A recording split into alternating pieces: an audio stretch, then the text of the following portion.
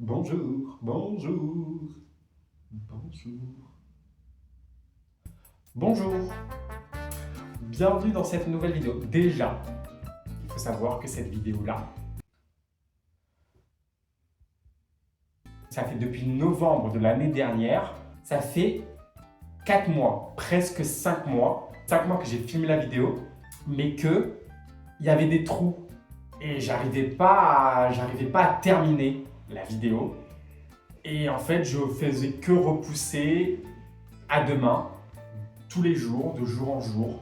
En fait, là, je me suis dit non, tu t'es mis cet objectif-là en tête, tu t'obliges à le faire là. Donc j'essaye de me discipliner et aussi de passer à l'action sans vraiment réfléchir en fait. Et en fait là, j'ai envie de faire ce que j'ai dit que j'allais faire, tout simplement. Donc, on réfléchit plus, on fait ce qu'on a à faire et voilà quoi. Et puis on verra bien, on verra bien. La vidéo elle sera pas parfaite. Là je me dis, ce sera jamais le bon moment. Autant agir. C'est en agissant que le bon moment il va arriver. Je vous laisse sur ça. Dans cette vidéo, je vais vous parler de mon parcours créatif jusqu'à présent pour que vous ayez un petit peu mon background et que vous appreniez un petit peu à me connaître, quoi, à travers... Le premier vrai tournant de ma vie, ça a été de quitter mon île natale, La Réunion, pour m'installer en France métropolitaine. Au début, j'étais porté par l'excitation et la nouveauté, mais au bout d'un moment, une sorte de lassitude s'est installée, et avec elle, une perte de motivation. J'ai vraiment ressenti un choc culturel, les habitudes, les paysages, tout était tellement différent, moins naturel, plus froid. C'était comme si, peu à peu, je perdais un peu de soleil que je portais en moi.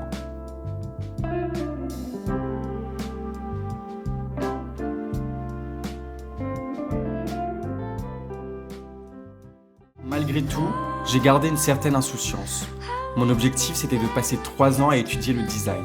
Mais assez vite, j'ai commencé à me sentir stagné. Même si j'aimais toujours le design d'intérieur, je me sentais constamment en décalage. Je comparais toujours mon travail à celui des meilleurs de ma classe et ça me frustrait de ne pas réussir à atteindre mon plein potentiel.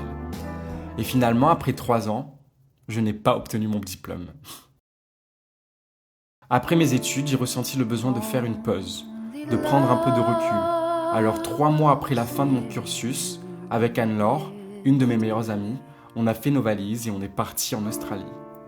Franchement, ce voyage, c'était comme une bouffée d'air frais. J'avais accumulé tellement de frustration et là-bas, ça m'a vraiment permis de tout lâcher et de repartir à zéro. C'était mon tout premier grand voyage, vraiment loin de chez moi, et ça a été l'occasion parfaite pour me redécouvrir. Je voulais sortir de ma zone de confort, rencontrer de nouvelles personnes, parler une autre langue et surtout découvrir de nouveaux horizons.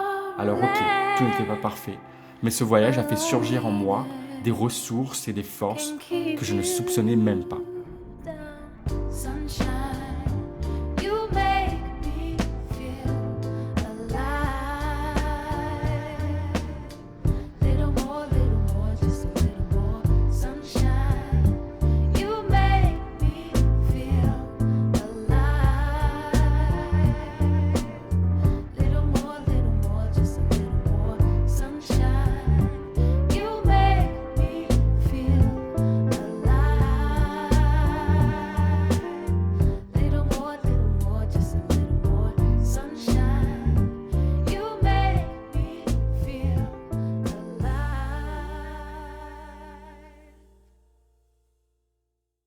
Cela dit, même avec toute cette énergie créative que j'ai ressentie, je savais au fond de moi que ce n'était pas encore le bon moment pour m'investir à 100%. Et puis, sur le chemin du retour, je me suis dit, allez, pourquoi pas tenter un truc encore plus challengeant.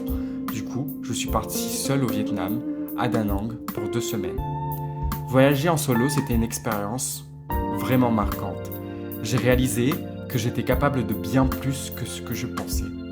Ce qui m'a frappé, c'est que la plupart de mes peurs et de mes doutes, ils étaient souvent infondés. Je me souviens d'une anecdote qui a changé la donne.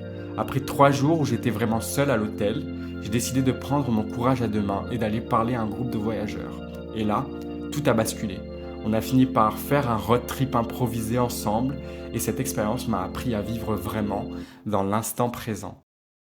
Voilà, on se retrouve la semaine prochaine pour une nouvelle vidéo. J'ai toujours rêvé de dire ça, donc j'espère que je vais tenir en fait. Motivez-moi, motivez-moi s'il vous plaît. S'il vous plaît, s'il vous plaît. On se retrouve pour une nouvelle vidéo la semaine prochaine. En attendant, prenez soin de vous. Allez, bisous.